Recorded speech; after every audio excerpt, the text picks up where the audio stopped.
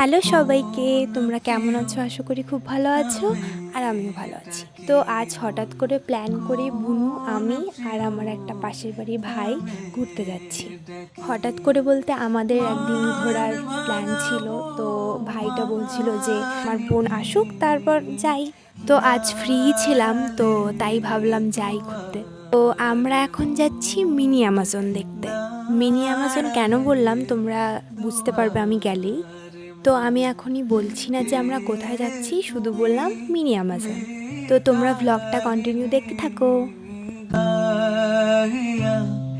সজল চোখে গাহিয়া সজল তো আমরা প্রায় চলেই এসেছি। তো যাওয়ার পথে একটা সুন্দর ভিউ দেখলাম। তো এগুলো বলছে হাঁস, কিন্তু এই হাঁসগুলো শুনলাম ওড়ে। তো আমি শুনিনি, ভাইটিই বলল। আমরা ভেতরে চলে আসলাম। এবার তোমাদের বলছি যে আমরা কোথায় এসেছি। তোমরা যারা আমার ভ্লগ দেখো তারা তো জানেই আমি কোথায় থাকি, আলিপুরদুয়ারে। তো আমাদের বাড়ির থেকে এটা বেশি দূর না। তো আমরা এসেছি শিখিয়াঝোড়ায়। তো তোমরা যারা আলিপুরদুয়ারে থাকো তারা তো আশা করি চিনবেই। তো এখানে কিন্তু পার্কের মতো একটা কিছু রয়েছে, আর এখানে আছে একটা বিল। তো বিলের মধ্যে বোটও চলাচল করে। তো মানে আমরা এখন বোটেই চড়বো। তো এখানে যদি তোমরা আসতে চাও তাহলে এখানে গেট পাস হলো 20 টাকা করে। আর যদি তোমরা এক্সট্রা বোটিং করতে চাও তাহলে একজনের হলো 60 টাকা করে। তো এবার বোটে আমরা উঠে পড়লাম। বোটই বলে, আশা করি সবাই বলছিল নৌকা। যেটাই হোক, তো প্রথমে আমার উঠতে একটু ভয় করছিল, কারণ নৌকোটা কিন্তু দুলছিল। তো নৌকো কিন্তু সঙ্গে সঙ্গে ছাড়েনি। তো বলছিল সেখানকার লোকরা যে বেশি লোক না হলে ছাড়বে না। তো আমরা সেখানে 10 থেকে 15 মিনিটের মতো নৌকোতে বসেছিলাম। যত লোক আসলো তারপর নৌকোটা ছাড়া হলো। তো নৌকোটা কিন্তু এখন ফাইনালি ছেড়ে দিল।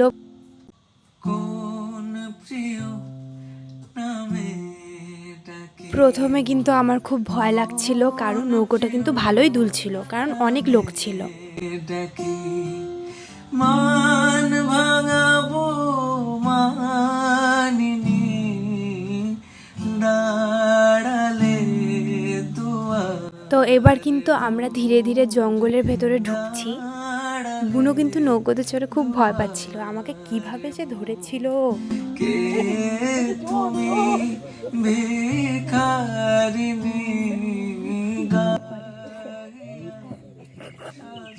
তোমরা কিন্তু নিজের মুখেই শুনলেও কিন্তু ভয় পাচ্ছে।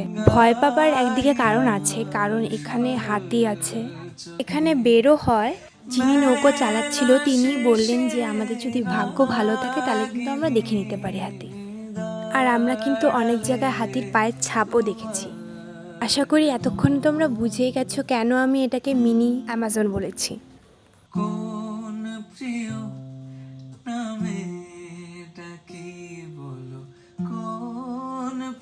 তোমরা দেখো এই জায়গাটা এত ভয়ানক লাগছে।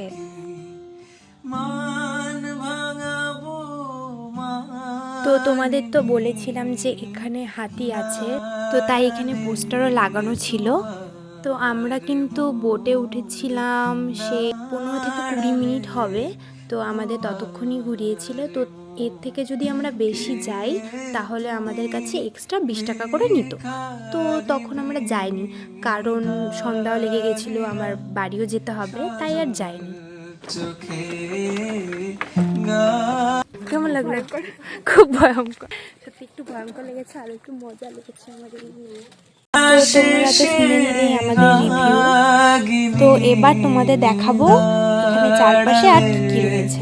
তো এখানে একটা ছিল ব্রিজ, তো এখানে ছিল একটা জঙ্গল, তো আর এখানে ছিল মানে একটা ঝর্ণা টাইপের, ঝর্ণা না, ঝর্ণার মতনই কিছু একটা। তো প্রথমেই যে তোমাদের আসার সময় বলেছিলাম যে ওখানে কতগুলো হাঁস ছিল, আর ভাইটা বলছিল যে হাঁসগুলো নাকি ওড়ে। তো বলছে যে ওইগুলো নাকি যাচ্ছে।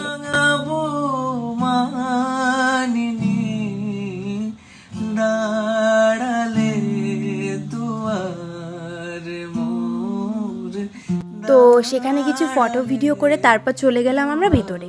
সেখানে কিছু গাছ আছে, তো সেগুলোই দেখতে। তো সেখানে কিন্তু অনেক রকমেরই গাছ ছিল, তার মধ্যে এগুলো ছিল, এগুলো কিন্তু খুব ভালো লাগে, এগুলো দেখা যায় সচরাচর, আমার কিন্তু খুব ভালো লাগে। তো এখানে কিন্তু অনেক রকমের ফুল ছিল, যেমন গোলাপ ফুল, আরও কি কি ফুল ছিল আমি নাম ঠিক জানি না, এখানে টাইম ফুল ছিল।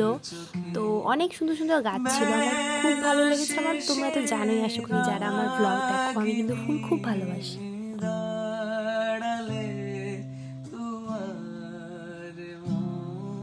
তো সেখানে অনেক ফটো ভিডিও তুলে তারপর আমরা চলে যাচ্ছি এবার বাড়ির দিকে। আমাদের বাড়ির খুব কাছে কিন্তু চা বাগানও আছে, তো আমরা এখন সেদিক দিয়েই যাচ্ছি।